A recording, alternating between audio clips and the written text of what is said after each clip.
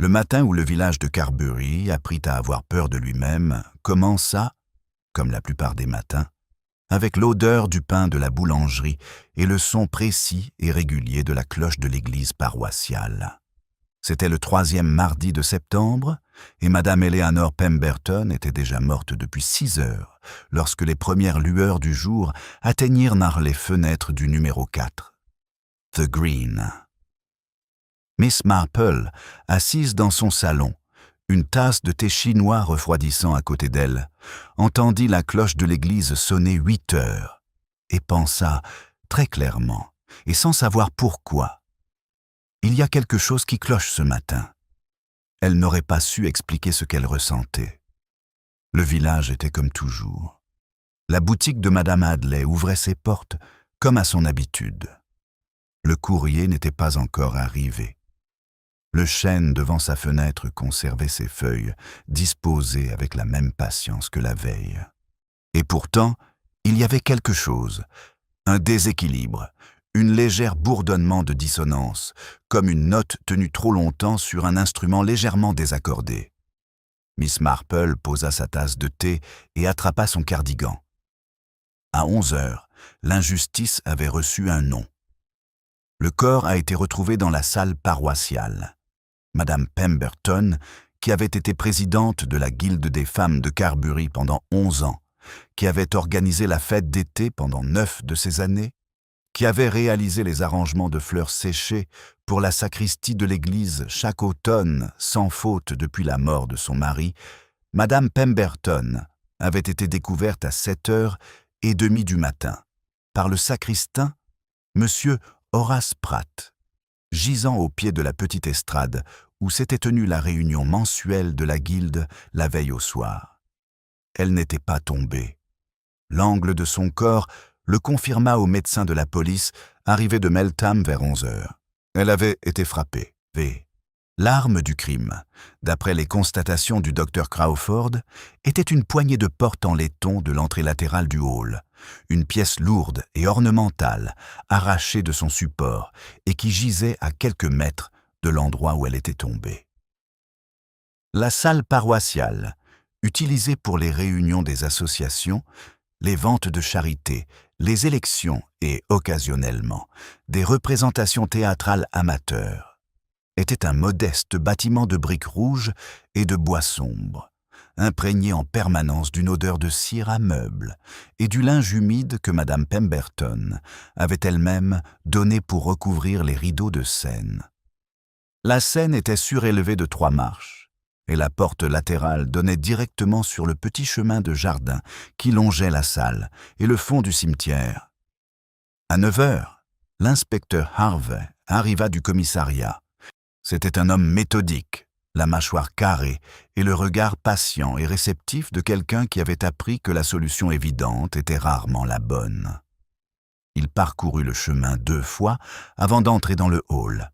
Miss Marple, observant depuis le portail de son jardin, à 300 mètres de là, remarqua la façon dont il examinait le pilier du portail, la marche de pierre, l'étroite bordure de vivaces que quelqu'un, Madame Pemberton elle-même, très probablement, avait planté le long du chemin.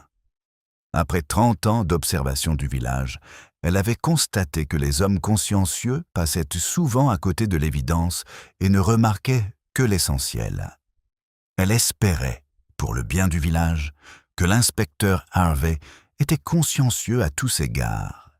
La nouvelle se répandit à Carbury à la vitesse de l'éclair. À 10h30, le parking derrière le pub King's Head était plein de voitures qui n'appartenaient pas au village. À 11h, une petite foule s'était rassemblée devant la salle paroissiale, contenue par un agent de police en uniforme qui, dos à la porte, semblait pouvoir la fermer par sa seule posture.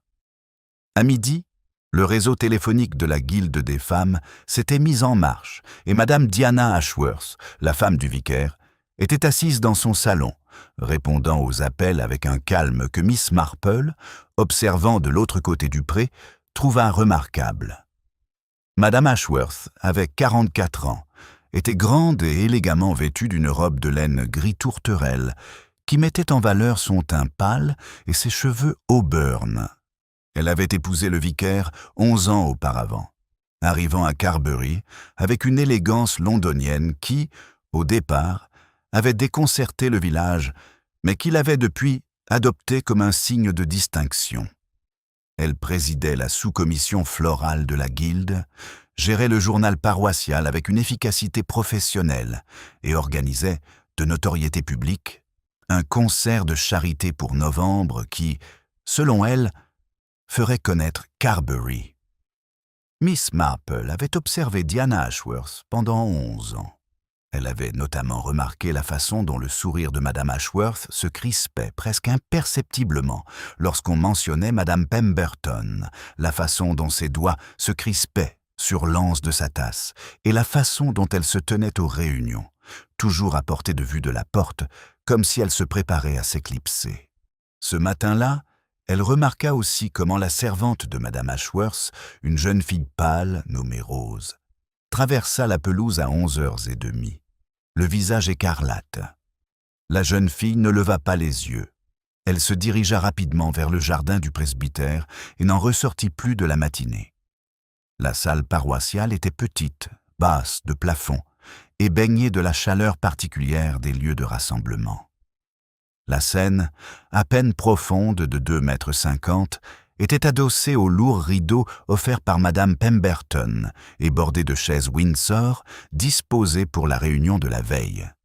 Une petite table se trouvait à l'avant-scène, sur laquelle reposait une carafe d'eau en verre, une pile de programmes et un vase de fleurs séchées, aubriettes et campanules, conservées dans la glycérine, leurs fleurs violettes inclinées selon la technique particulière que Madame Pemberton employait par un procédé qu'elle n'avait jamais révélé. Les fleurs séchées, Miss Marple les remarqua aussitôt.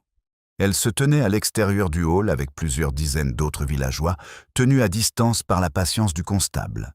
Mais les portes du hall étaient restées ouvertes pendant l'enquête du matin, et elle avait aperçu le vase sur la table. Madame Pemberton adorait les fleurs séchées. Elle aimait leur patience, la façon dont elles conservaient leur couleur durant les mois d'hiver, lorsque le jardin était en sommeil.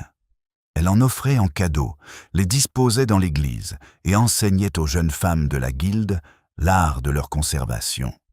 C'était, pensa Miss Marple, une de ces petites passions qui révèlent le caractère d'une personne. Cette volonté de se consacrer à une beauté qui exigeait le calme, qui ne pouvait être précipitée, qui imposait le temps. Elle pensa aussi, en voyant le gendarme se balancer d'un pied sur l'autre, que Madame Pemberton avait été tuée dans une pièce imprégnée de l'œuvre de sa vie. Les rideaux, les coussins, les fleurs séchées, tous les arrangements patiemment préparés par une femme qui avait organisé, dirigé et contrôlé chaque détail de la vie publique du village. Qu'avait-elle manqué ? Quels détails n'avait-elle pas négligés ? À 3 heures de l'après-midi, la liste des suspects était devenue celle de tout le village. Ce n'était pas tout à fait vrai, mais c'était l'impression que cela donnait. L'inspecteur Harvey, assis dans la sacristie, son carnet ouvert, avait interrogé 11 personnes durant les 2 premières heures, sans rien trouver qui puisse orienter son enquête. Madame Pemberton n'avait pas d'ennemis connus. Elle avait des détracteurs. La femme du vicaire, disait-on, la trouvait autoritaire. Le jeune curé, démodé. Le directeur de la banque, exigeante. Mais les détracteurs n'étaient pas des meurtriers. Et le village avait toujours compté son lot des deux. Elle était partout, a déclaré Madame Violette Hughes, la factrice, lorsque Miss Marple est passée à sa boutique cet après-midi-là pour acheter des timbres dont elle n'avait pas besoin. Chaque comité, chaque collecte de fonds, chaque composition florale, on ne pouvait pas faire un pas à Carbery sans tomber sur quelque chose qu'Eleanor Pemberton avait organisé. Madame Hughes avait 60 ans, le visage rond, un regard perçant derrière ses lunettes, et connaissait mieux les affaires privées du village que quiconque en dehors du presbytère. Sa boutique, qui vendait de la papeterie, des confiseries et des journaux, faisait office de bureau de renseignement informel et Madame Hughes avait perfectionné l'art du silence entendu, de la question bienveillante, de la révélation désinvolte. « Je l'ai vue hier soir », poursuivit Madame Hughes, en pesant les timbres sur sa balance en laiton avec une attention superflue. Elle sortait du hall vers 18h30. Elle portait une de ses compositions de fleurs séchées. Une nouveauté pour l'église, disait-elle. Elle s'entraînait. Elle n'arrêtait pas d'ajuster les tiges. Un silence. Elle avait l'air fatiguée, à mon avis, plus fatiguée que d'habitude. Miss Marple accepta les timbres. Comment se comportait-elle avec les gens, et avec les personnes en particulier? Maintenant que vous le dites, Madame Hughes baissa la voix, bien qu'il n'y ait eu personne dans la boutique, à part un chat tigré endormi derrière le comptoir. Je l'ai vu parler à Richard Pemberton, son fils. Le nom planait dans l'air comme de la fumée. « Richard ?» demanda Miss Marple. « Il est revenu de la guerre, n'est-ce pas? Il y a 2 ans. Tout le monde le croyait mort. Éléanore n'en a jamais parlé. Elle n'a jamais prononcé ces mots. Mais il est revenu, et il vit dans la vieille maison du moulin, et Richard Pemberton est vivant, en chair et en os. Ou presque. » Madame Hughes fit un de ces hochements de tête significatifs. « Un homme discret. Il reste dans son coin. Il ne vient pas souvent au village. A-t-il des raisons de se disputer avec sa mère? » Le silence se prolongea. Madame Hughes ajusta ses lunettes. « Je ne saurais dire, mais je peux vous dire ceci. Éléanore avait l'air différente hier soir, quand elle lui parlait. Différente de tout ce que je lui avais vu, tremblante. Vous comprenez ?» Miss Marple la remercia pour les timbres et rentra chez elle dans la lumière de fin d'après-midi, pensant aux femmes et aux fils bouleversés qui auraient dû être morts. La réunion mensuelle de la salle des fêtes avait commencé à 19h la veille. 12 femmes y avaient assisté.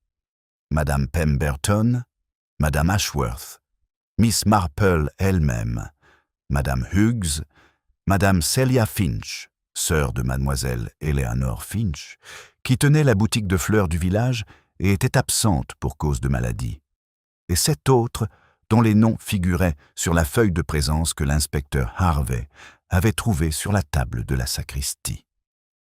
D'après le témoignage de Madame Ashworth, la réunion s'était terminée à 9h. Elle avait verrouillé elle-même la porte latérale, une habitude, expliqua-t-elle, car la serrure était capricieuse et nécessitait un geste particulier pour s'enclencher. Elle était ensuite rentrée chez elle en voiture, arrivant au presbytère vers 21h20. Le lendemain matin, à 7h30, le sacristain trouva la porte latérale déverrouillée et ouverte. Le corps de Madame Pemberton gisait au pied des 3 marches, menant de la scène à la salle principale. Sa tête avait heurté la pierre à la base des marches et elle était décédée, selon toute vraisemblance, quelques minutes plus tard. Le docteur Crawford estima que le décès était survenu entre 21h30 et 23h, la veille au soir. L'intervalle entre la réunion de la guilde et la découverte était important. Presque n'importe qui aurait pu y entrer. Presque tous les habitants du village. Miss Marple rentra à son cottage à 4h30 et s'assit dans son fauteuil près de la fenêtre, d'où elle pouvait observer le green et les allées et venues des villageois, vaquant à leurs occupations avec l'étrange prudence de ceux qu'on surveille. Elle n'était pas officiellement impliquée dans l'enquête.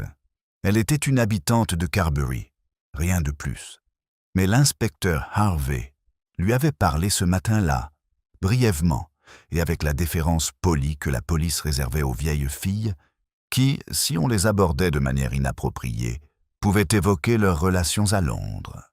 Elle lui avait dit ce qu'elle savait, et c'était considérable. Elle lui avait parlé de la réunion de la guilde, de la fin des temps, des départs.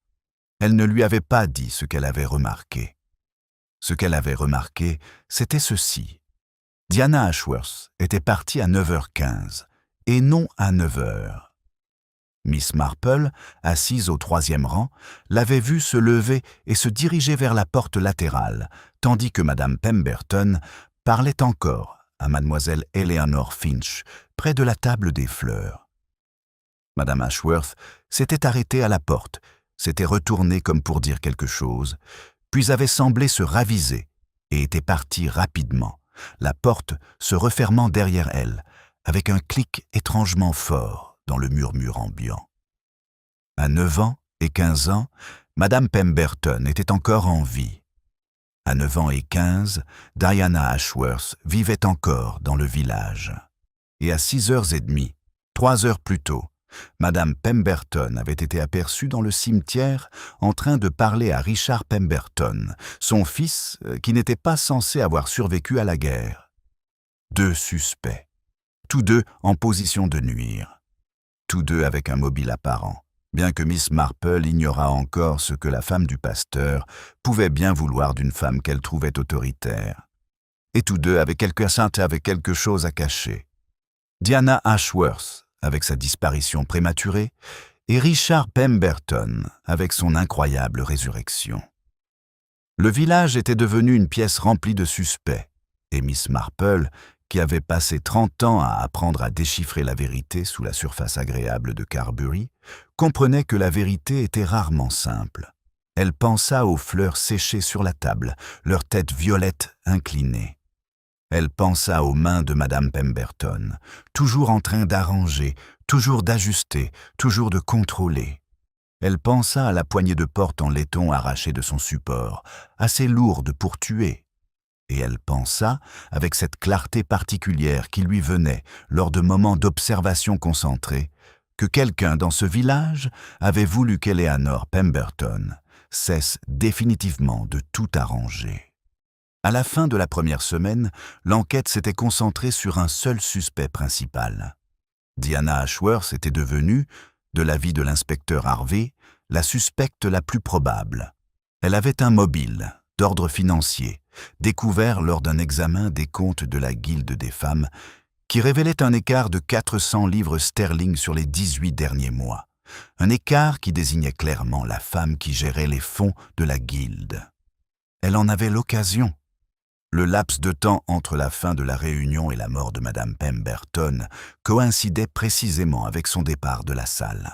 Et elle avait, comme le notait l'agent de police dans son rapport, fait preuve d'un sang-froid inhabituel pour une femme dont une collègue de la Guilde avait été assassinée dans leur lieu de culte. Miss Marple, qui avait écouté les commérages du village depuis le portail de son jardin et s'était entretenue 2 fois de plus avec l'inspecteur Harvey au cours de la semaine, trouva l'accusation contre Diana Ashworth convaincante. Elle la trouva même presque trop parfaite. Elle serait folle de faire ça aussi ouvertement, se dit Miss Marple en remuant son thé avec une cuillère en argent ayant appartenu à sa tante. Ce qui signifie soit qu'elle est folle, soit qu'on la piège. Elle repensa au visage de Diana Ashworth le matin de la découverte. Pâle, serein, maîtrisé. Elle repensa à son départ matinal du hall, au clic de la porte, à l'hésitation qu'elle avait eue avant de partir. Elle repensa à Rose, la servante, traversant la pelouse, le visage laiteux. Quelque chose clochait. Mais quoi? La fausse théorie, en ce qui concerne Miss Marple, ne s'est pas manifestée comme une illumination soudaine, mais comme une lente cristallisation, à l'image de la formation de glace sur une vitre, progressive, inévitable et froide. Elle commença, comme toujours, par la victime. Eleanor Pemberton était une femme aux habitudes rigides et à l'organisation implacable. Elle avait dirigé la guilde d'une autorité incontestable, avait composé les bouquets de l'église avec un perfectionnisme frôlant l'obsession et pendant les 23 années qui avaient suivi la mort de son mari, avait maintenu une maison fonctionnant comme une machine, efficace, prévisible, maîtrisée. Elle avait élevé seule son fils, après la mort de son mari, à la guerre, en 1940, avait géré son modeste héritage avec la prudence de quelqu'un qui savait que l'argent était synonyme de pouvoir et s'était placée au cœur de la vie villageoise avec la précision délibérée d'une femme qui refusait d'être ignorée. Elle avait également, comme Miss Marple l'avait appris de Madame Hughes au cours de 3 visites, gardé des secrets. Richard Pemberton était revenu de la guerre en boitant et d'un silence qu'il ne partageait avec personne. Il n'était pas retourné vivre dans la chaumière de sa mère.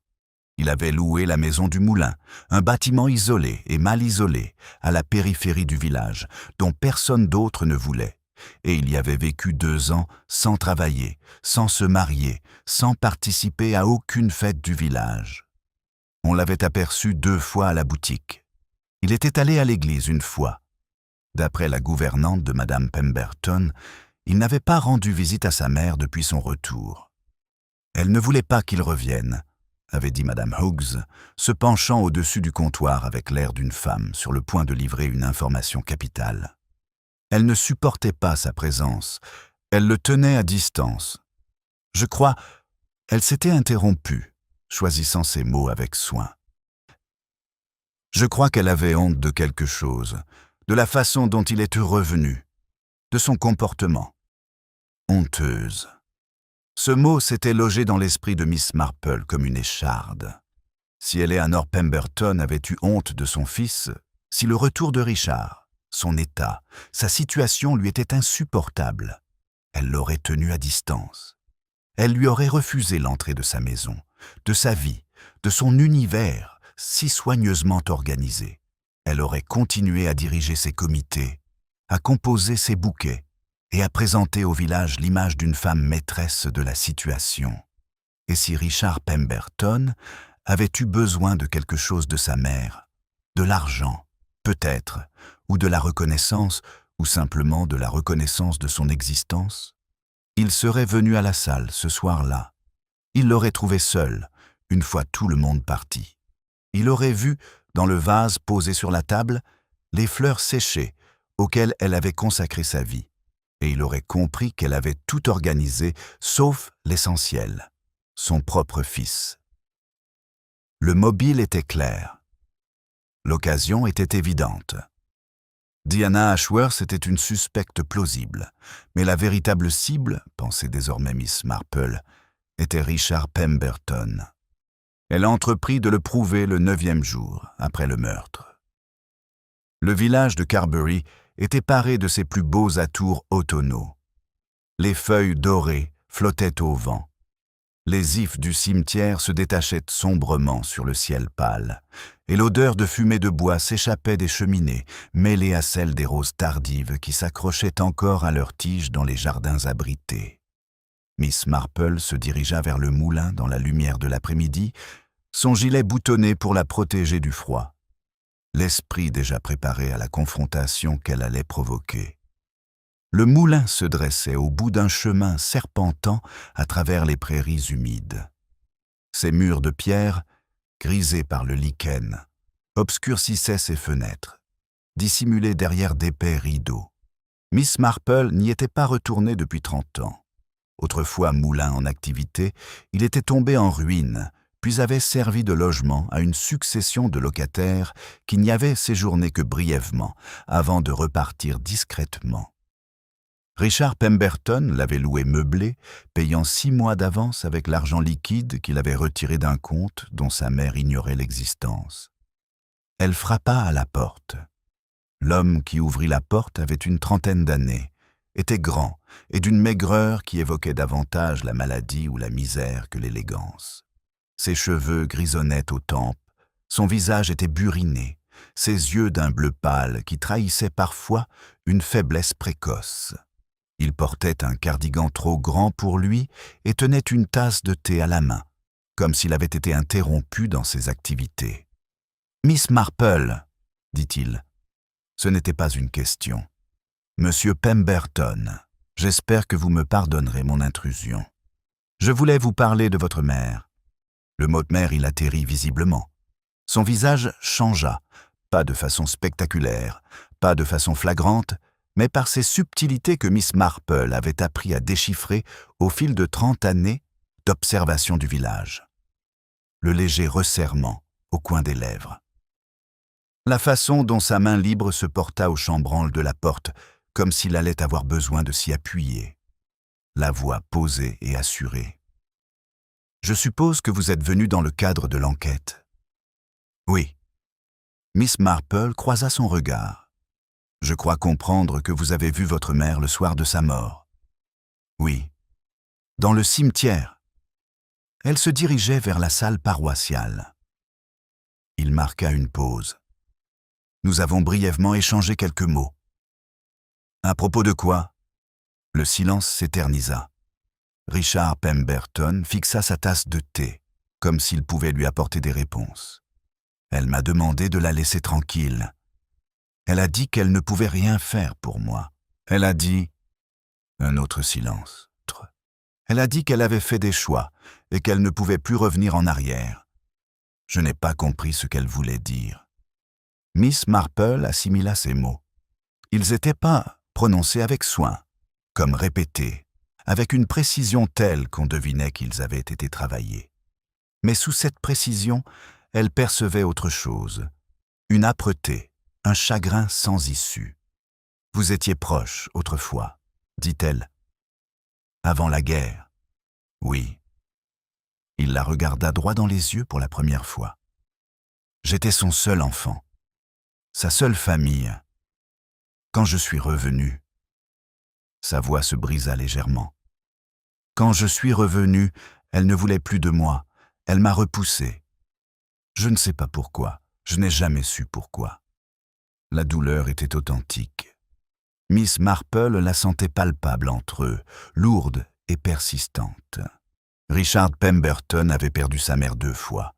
Une première fois à cause de la guerre, lorsque l'armée avait écrit pour annoncer sa disparition et sa présomption de mort, et une seconde fois à cause d'un choix qu'elle avait fait et qu'elle n'avait jamais expliqué. « Vous l'avez revu dans le hall, » dit Miss Marple. « Après la réunion. »« Non. » Sa voix se durcit. « Je n'y étais pas. Je suis retourné au moulin et je suis resté ici. » Quelqu'un peut-il confirmer cela? Non. Il posa sa tasse sur le rebord de la fenêtre. Je vis seul, je n'ai pas d'alibi. Je comprends ce que ça peut donner comme impression.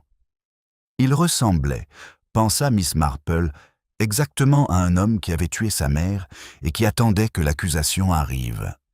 Elle quitta le moulin alors que la lumière commençait à décliner et traversa en silence les prairies inondables, ses pensées s'organisant et se réorganisant, comme les fleurs séchées, sur la table de Madame Pemberton.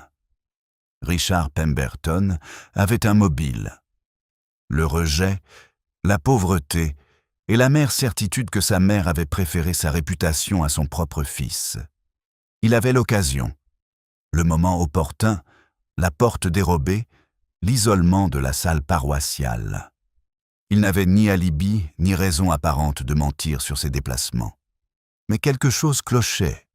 Miss Marple s'arrêta au passage qui entrait dans le village et resta un instant immobile, sentant la brise du soir sur son visage, écoutant les aboiements d'un chien au loin. La fausse théorie qu'elle avait élaborée, que Richard Pemberton avait tué sa mère parce qu'elle avait refusé de le reconnaître, lui paraissait solide, logique, complète. Elle avait un mobile, des moyens, et cette plausibilité émotionnelle particulière qu'elle avait appris à reconnaître dans les tragédies villageoises. Un fils rejeté, une mère assassinée, un scandale villageois dont les répercussions se feraient sentir pendant des années. Et pourtant... Elle repensa au visage de Diana Ashworth, le matin de la découverte.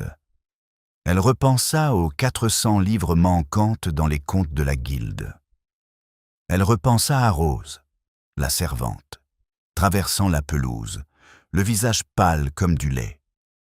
Elle pensa aux fleurs séchées, leurs têtes violettes inclinées, conservées dans la glycérine, gardant leur couleur tout au long des mois d'hiver. Et elle pensa... Et si les fleurs étaient la clé?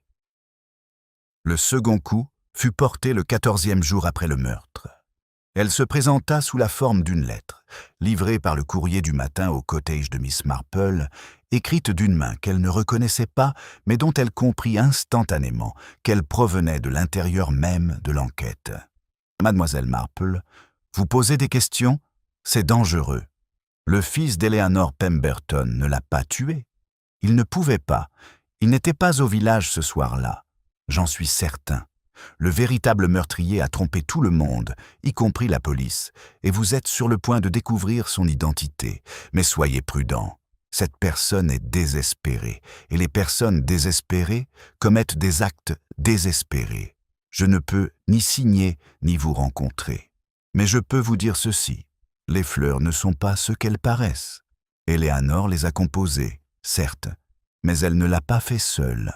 Quelqu'un l'a aidée, et cette personne, c'est celle que vous recherchez. Ne faites confiance à personne. Méfiez-vous de tout le monde. Et pour l'amour du ciel, Miss Marple, surveillez les fleurs. La lettre n'était pas signée. L'écriture était féminine, soignée et délibérément conçue pour empêcher toute identification. Le papier était ordinaire, du même type que celui vendu dans la boutique de Madame Hughes, couleur crème, ligné, sans filigrane. Miss Marple lut la lettre 3 fois. Elle l'examina à la lumière, cherchant le moindre signe distinctif de son origine. Elle la huma. Une légère odeur d'eau de lavande, courante chez les femmes du village qui l'utilisaient comme parfum. Puis elle s'assit sur sa chaise près de la fenêtre et commença, très lentement, à reconstruire sa théorie à partir de zéro. Les fleurs étaient disposées sur la table de la salle paroissiale. Madame Pemberton les avait arrangées elle-même, disait-elle toujours. Seule, dans sa cuisine, avec sa solution de glycérine, sa patience et son perfectionnisme.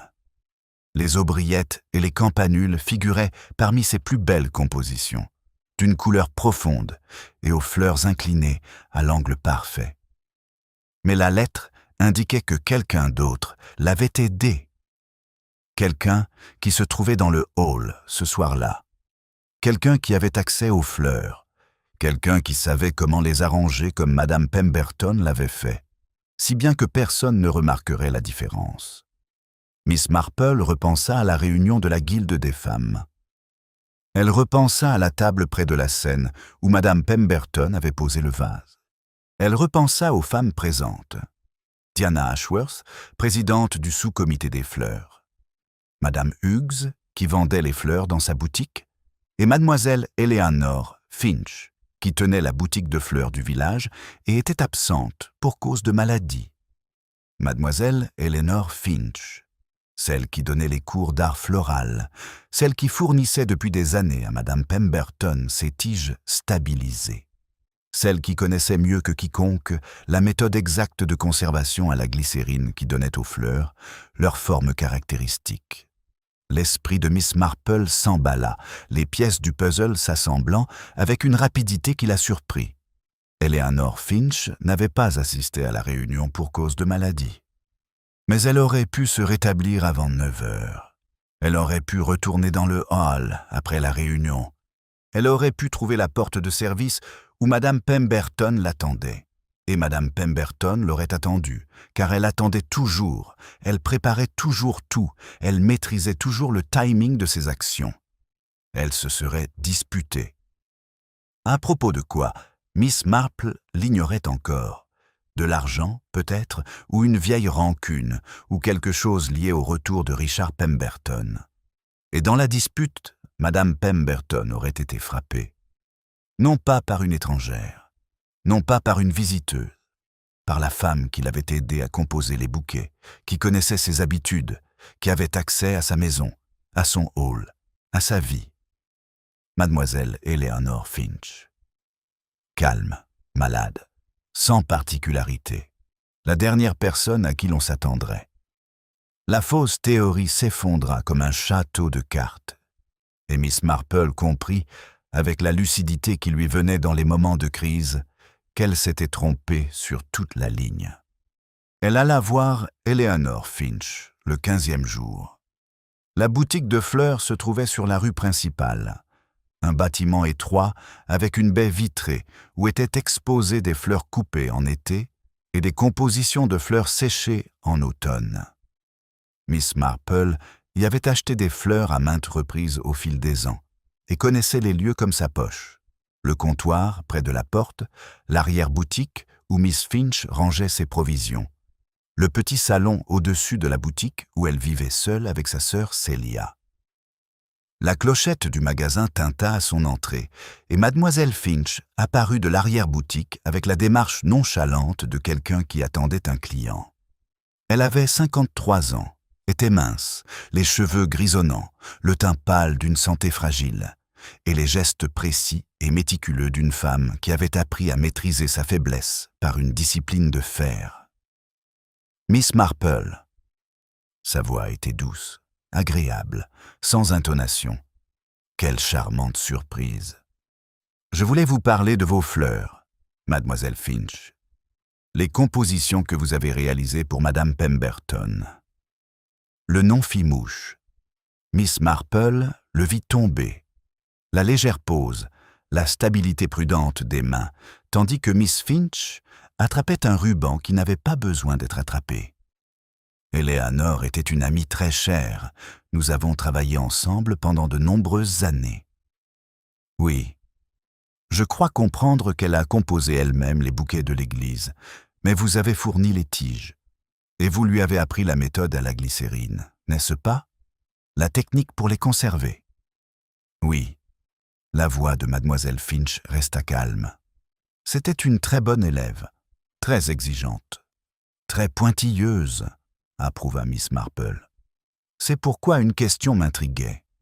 Le vase sur la table de la salle paroissiale, la composition florale qu'il renferme, était-il entièrement l'œuvre de madame Pemberton? Ou bien quelqu'un l'a-t-elle aidé? Les mains de mademoiselle Finch s'immobilisèrent sur le ruban. Quelqu'un m'a aidé, dit-elle, ce mardi matin-là, avant la réunion. Eleanor est arrivée tôt à la boutique, vers 8 heures, et nous avons terminé la composition ensemble. J'ai ajusté plusieurs tiges. Les têtes de campanule étaient trop lourdes, et elle voulait qu'elles soient courbées à 45 degrés exactement. Elle était toujours très précise sur l'angle. Le matin précédant le meurtre. 8 heures. Mademoiselle Finch et madame Pemberton travaillant ensemble sur les fleurs qui orneraient la table, où madame Pemberton mourrait. « Et après la réunion ?» demanda Miss Marple. « Où étiez-vous » ? « Je suis rentré chez moi. Ma sœur était malade, et je suis resté avec elle jusqu'à ce qu'elle s'endorme. Ensuite, je suis allé me coucher. Quelqu'un peut-il confirmer cela ?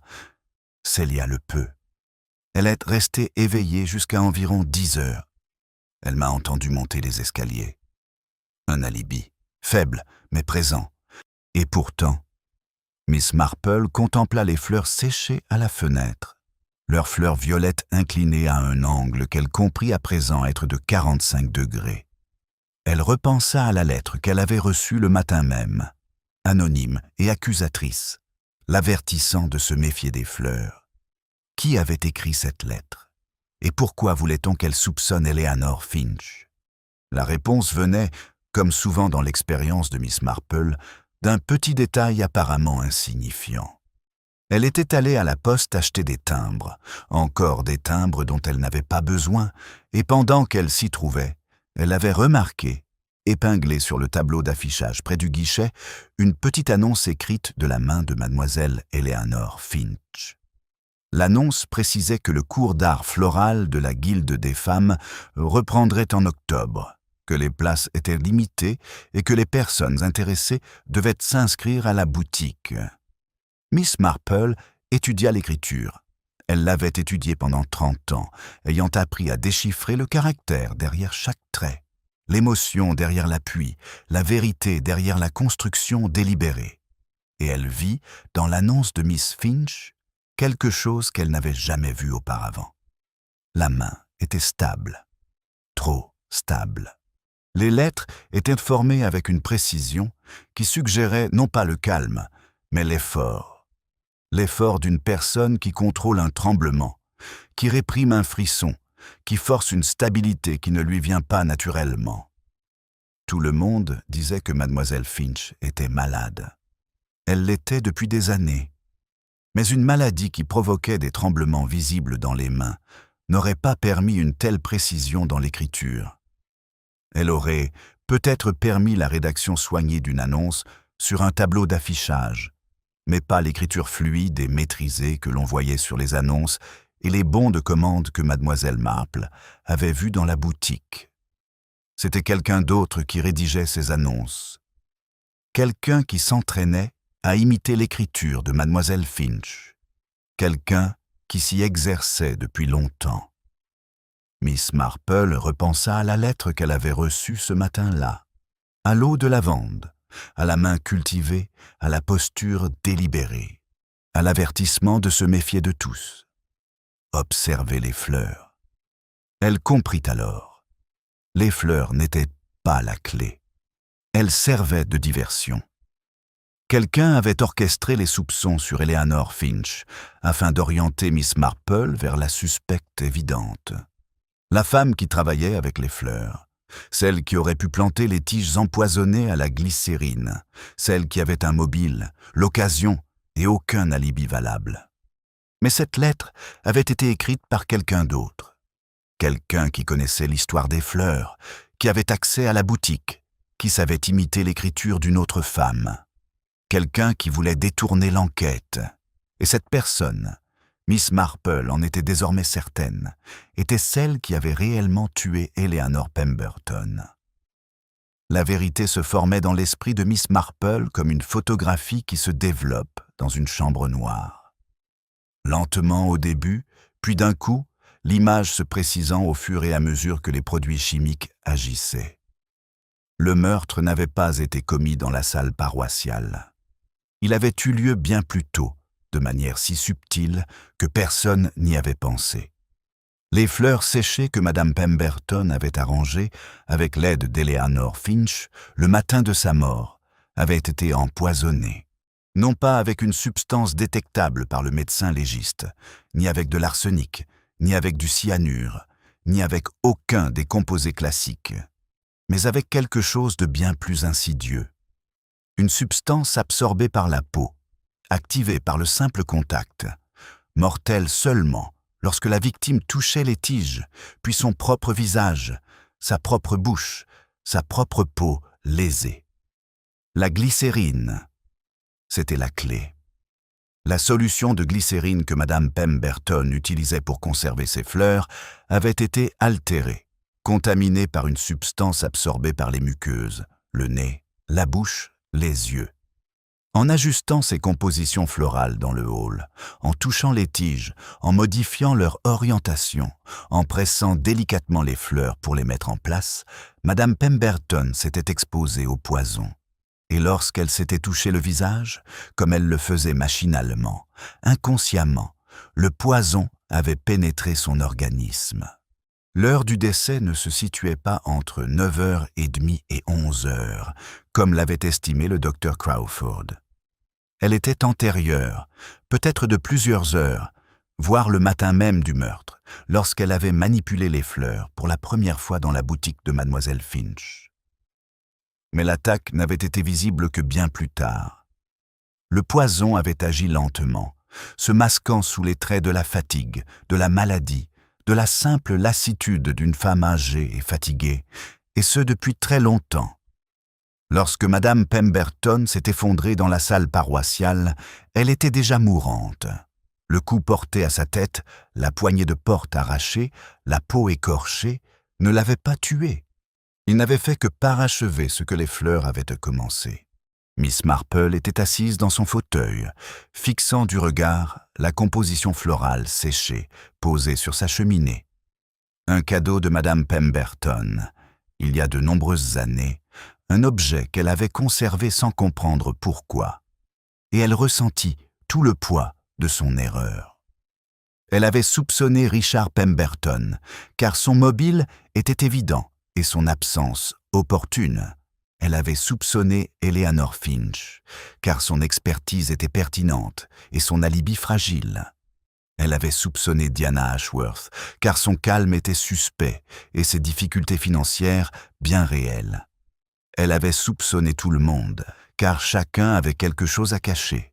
Et dissimuler des choses à Carbury était une véritable institution. Mais le tueur n'était pas quelqu'un qui dissimulait ses sentiments. Le tueur était quelqu'un qui les exprimait avec une telle naturelle, une telle perfection, que personne n'y prêtait attention. Le piège, tel que Miss Marple l'a tendu, était simple dans sa conception et dévastateur dans son exécution. Elle a invité Diana Ashworth à prendre le thé. L'épouse du vicaire arriva au cottage un jeudi après-midi, vêtue de sa robe gris tourterelle habituelle, ses cheveux auburn relevés sous un petit chapeau, ses gants ôtés qu'elle déposa soigneusement sur la table d'appoint, avant de s'asseoir. Elle accepta une tasse de thé en porcelaine, avec l'élégance d'une femme qui avait pris le thé dans une centaine de chaumières, et qui savait exactement comment tenir la tasse, comment sourire, comment faire en sorte que son invité se sente honoré de sa présence. Miss Marple l'observait. Elle avait toujours observé Diana Ashworth, même avant le meurtre, non pas avec suspicion, mais avec l'attention particulière qu'elle portait aux personnes qui l'intéressaient. Diana était belle, raffinée, compétente. Elle avait épousé un pasteur et administrait une paroisse. Elle avait élevé 2 enfants et présidé une douzaine de comités. Elle vivait à Carbury depuis 11 ans, et durant tout ce temps, elle n'avait jamais rien révélé qu'elle ne souhaitait pas révéler. Vous avez gardé un sang-froid remarquable tout au long de cette terrible affaire, dit Miss Marple. J'admire cela chez vous. Rares sont ceux qui parviennent à maîtriser aussi parfaitement leurs émotions. Diana sourit. On apprend. Mon mari dit que garder son sang-froid est une forme de service, que lorsque nous conservons notre dignité, nous donnons aux autres la permission de conserver la leur. Une philosophie bienveillante. C'est la seule philosophie qui fonctionne. Dans un village comme celui-ci, il faut... Elle marqua une pause. Il faut être prudent. Les apparences sont parfois trompeuses. Miss Marple se resservit du thé. J'y pensais justement ce matin, au fait que les choses ne sont pas toujours ce qu'elles paraissent. Par exemple, les fleurs séchées de Madame Pemberton. Le mot fleur-sel atterrit visiblement. Les mains de Diana ne tremblèrent pas. Elle était bien trop maîtresse d'elle-même pour cela. Mais ses yeux se portèrent, imperceptiblement, sur le vase posé sur la cheminée de Miss Marple. Les fleurs étaient l'œuvre de sa vie, a déclaré Diana. Elle en était très fière. Oui, et pourtant, ils l'ont tué, n'est-ce pas? Pas le coup lui-même. Le coup n'a fait que parachever ce que les fleurs avaient commencé. Le visage de Diana resta impassible. Je ne suis pas sûr de comprendre. La solution de glycérine. Elle était empoisonnée, n'est-ce pas? Quelqu'un a contaminé le mélange que Madame Pemberton utilisait pour conserver ses fleurs, et lorsqu'elle les a manipulées, lorsqu'elle les a arrangées, comme elle le faisait toujours avec tant de soin, le poison a pénétré son organisme par la peau, la bouche et les yeux.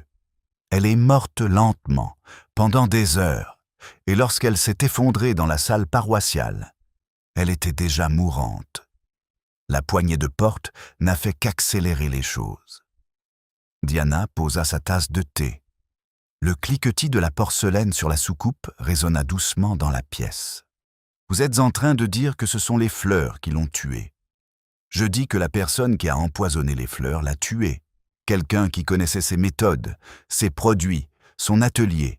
Quelqu'un qui savait exactement comment elle travaillait, ce qu'elle utilisait et avec quelle précaution elle manipulait les tiges. Miss Marple marqua une pause. Quelqu'un comme vous, Madame Ashworth. Le silence qui suivit fut absolu. Diana ne dit rien. Elle ne bougea pas. Assise, les mains sur les genoux, le visage impassible et serein, elle regarda Miss Marple d'un air que la vieille dame ne put déchiffrer. Le sous-comité floral, poursuivit Miss Marple. Vous en avez fait partie pendant des années. Vous avez travaillé directement avec Madame Pemberton. Vous l'avez aidée à choisir les tiges, à préparer les solutions, à composer les bouquets. Vous connaissiez ses méthodes aussi bien qu'elle. Mieux, peut-être, car vous êtes plus intelligente qu'elle. Vous l'avez toujours été. Je suis flatté. Ne le sois pas. Tu as utilisé cette intelligence pour la tuer. Les 400 livres des comptes de la Guilde, tu les as prises, n'est-ce pas? Pour toi ou pour quelqu'un d'autre. Et quand elle l'a découvert, quand elle a commencé à poser des questions, à examiner les comptes, à menacer de tout révéler, tu as compris que ta position au village, la réputation de ton mari, tout ce que vous aviez construit pendant 11 ans, était en jeu. Les mains de Diana restèrent immobiles sur ses genoux. Vous l'avez donc empoisonné. Lentement, avec précaution, de manière à ne pas être détecté. Vous avez contaminé sa solution de glycérine. Vous y aviez accès, après tout, en tant que membre du sous-comité floral. Et vous avez attendu. Vous vous êtes rendu à la réunion ce soir-là. Vous vous êtes assise à votre place. Vous l'avez observée arranger les fleurs sur la table, et vous saviez qu'elle était déjà en train de mourir. Lorsqu'elle s'est effondrée, vous l'avez aidée à se relever. Vous avez parlé à la police. Vous avez gardé votre sang-froid car vous aviez tout prévu. Et lorsque l'enquête a commencé, vous l'avez orientée vers les suspects, les plus évidents. Le fils du pasteur, le fleuriste, la femme qui avait un mobile, l'occasion et aucun alibi. Vous êtes bien dramatique, Miss Marple. Je suis parfaitement exact. Miss Marple se pencha légèrement en avant. C'est vous qui avez écrit cette lettre, n'est-ce pas? L'anonyme. L'avertissement concernant les fleurs. Vous vouliez que je m'intéresse à Eleanor Finch, que je la soupçonne, que j'oriente l'enquête dans une direction qui ne vous mènerait jamais. Vous pensiez que j'étais une vieille dame qui jouait à la détective. Vous ne vous attendiez pas à ce que je comprenne la véritable méthode. Vous ne vous attendiez pas à ce que je déjoue le piège que vous m'aviez tendu. Diana Ashworth garda son sang-froid. Mais quelque chose changea dans ses yeux, une lueur, une fissure, un instant où s'échappa peut-être une émotion que l'on ne pouvait nommer. Peur, fureur, chagrin. Vous êtes très intelligente, Miss Marple, plus intelligente que je ne le pensais. Je ne suis pas intelligent. Je suis simplement observateur. Et j'ai appris, au fil des ans, que les personnes les plus dangereuses sont celles qui ne montrent jamais leurs sentiments.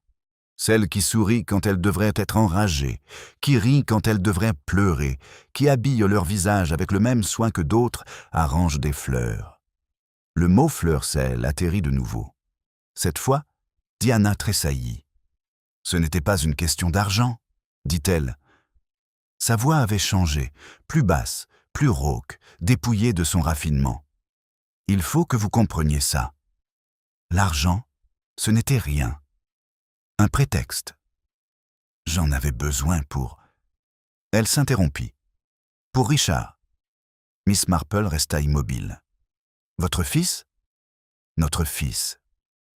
Les mains de Diana tremblaient, visiblement. Elle perdait enfin le contrôle. Pas celui du vicaire. Richard était... mon fils. D'avant mon mariage avec Edward. D'avant mon arrivée à Carbury. J'étais jeune, j'étais insensé, j'avais un enfant que je ne pouvais pas garder. Je l'ai confié à l'adoption, j'ai essayé de l'oublier. Et puis il est revenu. Il m'a retrouvé. Il a découvert qui j'étais, où j'étais, ce que j'étais devenu. Elle regarda Miss Marple, les yeux brillants de larmes qu'elle retenait. Il avait besoin d'argent. Il avait besoin de tellement d'argent, des dettes, des factures médicales, la maison du moulin. Et je n'en avais pas. Les comptes de la paroisse étaient là, et j'ai pris l'argent. Eleanor l'a découvert, et elle allait le dire à Edward. Et moi? Sa voix s'est brisée. Elle a mis ses mains sur son visage.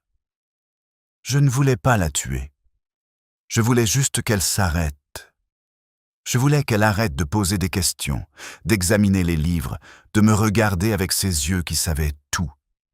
Le poison il était censé la rendre malade, juste assez malade pour qu'elle s'arrête. Mais elle a continué à travailler, à arranger les bouquets, à toucher les fleurs, et le poison s'est accumulé dans son organisme, et au moment où elle s'est effondrée. Vous n'avez pas prémédité le meurtre, mais vous l'avez commis. Je sais. Diana baissa les mains. Son visage était mouillé. « Je sais ce que j'ai fait. Je sais qui je suis. » Les aveux sont venus lentement, par fragments, sur 1 heure. Diana Ashworth avait empoisonné Eleanor Pemberton, non pas dans l'intention de la tuer, mais avec l'espoir désespéré que la maladie interrompe son enquête, la réduise au silence et lui permette de gagner du temps pour remplacer l'argent volé, avant que quiconque ne s'aperçoive de sa disparition. Elle avait utilisé sa connaissance des fournitures du sous-comité floral, son accès à l'atelier et sa compréhension des habitudes de Madame Pemberton. Elle avait contaminé la solution de glycérine avec une substance absorbée par la peau, un composé qu'elle s'était procuré non sans mal et à grands frais, auprès d'un contact londonien qui ne posait aucune question. La substance agissait lentement. Elle s'accumulait dans le corps pendant des jours, provoquant des symptômes semblables à l'épuisement, à la vieillesse, à une simple fatigue. Madame Pemberton était fatiguée depuis des semaines avant sa mort, et Diana l'avait vue s'épuiser, avait vu son visage se décomposer, avait éprouvé à la fois de la culpabilité et du soulagement en voyant la femme qu'elle avait lésée s'affaiblir. Mais Madame Pemberton n'avait pas renoncé. Elle avait continué à travailler, à organiser, à assister aux réunions. Elle avait confronté Diana au sujet de l'argent manquant, avait exigé son remboursement, avait menacé de parler au vicaire si les fonds n'étaient pas restitués avant la fin du mois. C'est ainsi que Diana avait assisté à la réunion de la Guilde le soir du 16 septembre, s'était assise à sa place, avait observé Madame Pemberton arranger les fleurs sur la table et avait su, avec la certitude d'une femme qui comprenait la chimie et ses conséquences, que le poison agissait. Elle avait quitté la salle à 9h15. Elle était rentrée chez elle en voiture. Elle avait attendu. Le lendemain matin, à 7h30, le bedeau découvrit le corps.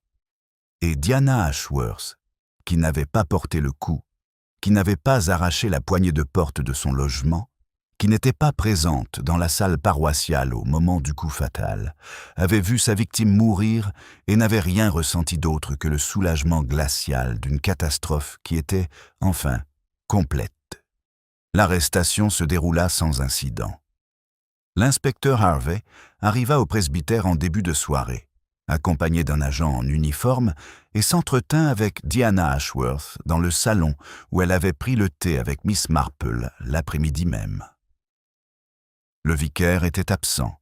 Il avait été appelé à une réunion à Meltham, un détail que Miss Marple soupçonnait d'avoir été orchestré. Diana n'opposa aucune résistance.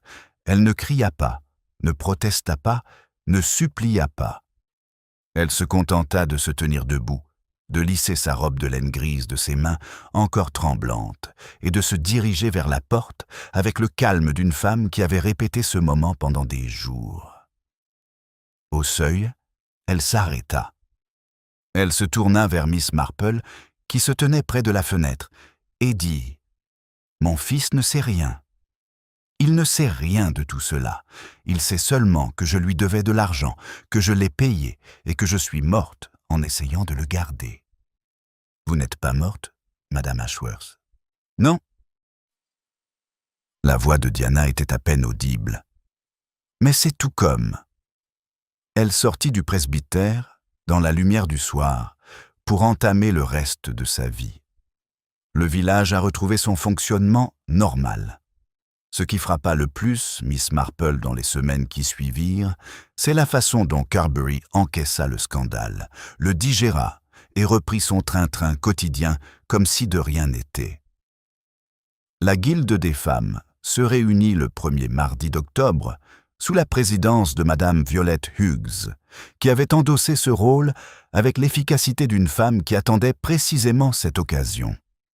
Les fleurs de l'église furent composées par Mademoiselle Eleanor Finch, qui s'était remise de sa maladie et était retournée à sa boutique avec une détermination tranquille qui laissait deviner qu'elle comptait y travailler jusqu'à la fin de ses jours. Le bulletin paroissial était rédigé par un comité de bénévoles qui se relayaient. Aucun d'entre eux n'avait l'élégance de Diana Ashworth. mais tous souffrirent de son absence. Le vicaire revint de Meltham le soir de l'arrestation. Il ne parla pas aux villageois des crimes de sa femme. Il ne s'expliqua pas, ne présenta aucune excuse et ne chercha pas le pardon. Il continua simplement. Prêcher, rendre visite aux paroissiens, administrer les sacrements, comme si sa vie n'avait pas été bouleversée. Miss Marple l'observait depuis le portail de son jardin. Elle remarqua sa démarche désormais plus lourde, son regard plus distant. Il avait perdu sa femme en prison et son fils dans la honte, et il portait ces deux pertes avec l'effort visible d'un homme à qui l'on avait appris que la souffrance était une forme de grâce. Elle pensa à Richard Pemberton. Il avait quitté le village 2 jours après son arrestation, n'emportant avec lui qu'une petite valise et un visage que personne à Carbery ne se souviendrait longtemps. Miss Marple l'avait vu marcher vers la gare dans la brume matinale. Sa claudication plus prononcée que lors de leur rencontre. Les épaules voûtées, comme s'il portait un fardeau insupportable. Elle ignorait où il allait. Elle ignorait s'il survivrait à ce qu'il avait appris sur sa mère, la femme qu'il avait abandonnée, la femme qui avait volé pour le garder, la femme qui était morte pour qu'il puisse vivre. Elle pensa à Madame Pemberton, gisant dans le cimetière sous une pierre tombale que son fils n'avait pas commandée et qu'il ne verrait peut-être jamais. Les fleurs sur sa tombe étaient fraîches, des fleurs coupées, non séchées, car Richard les avait commandées chez Miss Finch sans préciser de conservation. Elle fanerait dans la semaine, et quelqu'un, Madame Hughes, très probablement, ou l'une des femmes de la guilde qui avait aimé Éléanore de cette façon complexe dont les villageois aiment leur chef, les remplacerait par des fleurs fraîches, et continuerait de le faire jusqu'à ce que cette obligation s'estompe, jusqu'à ce que la tombe devienne comme toutes les autres, sans trace de dévotion. Le village se remettrait. Les villages se remettaient toujours. Ils absorbèrent les scandales, les tragédies et l'érosion lente des secrets, et ils continuaient à cultiver des jardins, à assister à des réunions, à arranger des fleurs, à entretenir l'agréable fiction que tout était comme il se devait. Mais quelque chose s'était brisé à Carbery, et Miss Marple, qui y avait vécu pendant 30 ans et ne l'avait jamais autant aimé qu'à cet instant où sa laideur était révélée, comprenait que certaines ruptures ne se réparent pas. Le dernier jour d'octobre, elle se rendit à pied à la salle paroissiale. Le bâtiment était désormais vide, portes verrouillées, fenêtres obscures. La porte latérale avait été réparée. Bois neuf, peinture neuve, poignée en laiton remise en place par un menuisier de Meltham, qui avait effectué les travaux sans un mot. L'allée du jardin était envahie par la végétation, les vivaces plantées par Madame Pemberton laissées à l'abandon pour l'hiver, les marches de pierre désherbées, mais non plantées. Miss Marple resta longtemps sur le chemin.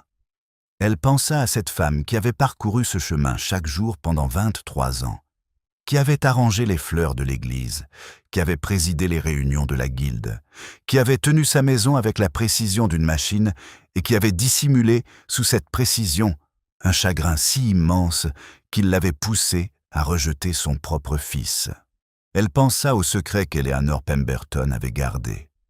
L'enfant illégitime, l'adoption, les années de silence.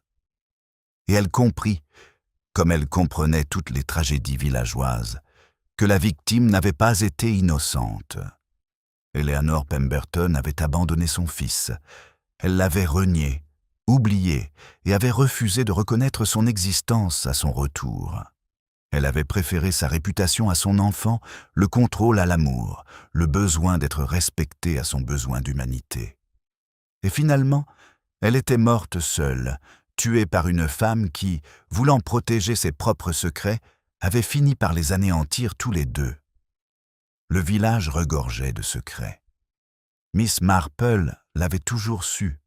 Les ragots qui circulaient à Carbery comme l'eau dans les canaux, toujours en mouvement, jamais immobiles, emportant tout sur leur passage, n'étaient que la surface d'un courant plus profond, un vaste fleuve sous-marin de honte, de ressentiment et d'amour dont personne ne parlait jamais et que chacun portait en soi.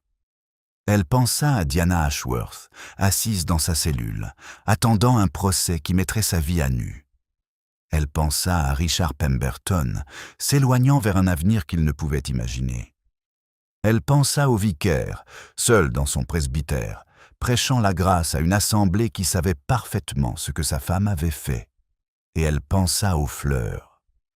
Les fleurs séchées que Madame Pemberton avait arrangées, conservées dans de la glycérine, leur tête violette inclinée à 45 degrés. Ces fleurs qu'on avait touchées, ajustées, manipulées, qui avaient absorbé le poison qu'on y avait versé, devenant finalement l'arme du crime. Elle avait adoré ces fleurs. Elle avait adoré leur patience, la façon dont elles conservaient leur couleur durant les mois d'hiver, lorsque le jardin était en sommeil. Elle avait adoré le contrôle qu'elles représentaient, la capacité de préserver la beauté, de suspendre le temps, d'agencer le monde exactement comme elle le souhaitait. Et il l'avait tuée. Miss Marple se tenait sur le chemin, baignée par la lumière d'octobre, et sentait le poids du village l'envelopper comme un vêtement dont elle ne pouvait se défaire. Elle avait résolu le meurtre. Elle avait découvert la vérité.